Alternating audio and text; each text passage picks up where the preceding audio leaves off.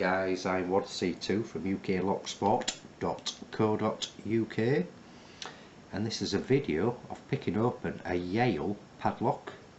It's probably 40 or 50 millimetre. It's a wafer lock, as you can see from the keyway. It's got 5 wafers in this. Do not have a working key. Simple reason, I picked this off an internal gate at work due to a lost key. Got quite a springy keyway on that. It does open rather well. Literally working from the back to the front. Now and again I might have to go in and set one of the other sort of wafer bits, but it does open, as I say, quite well. So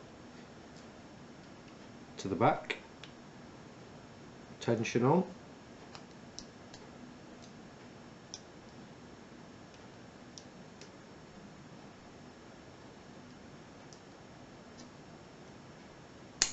there you go, picked open.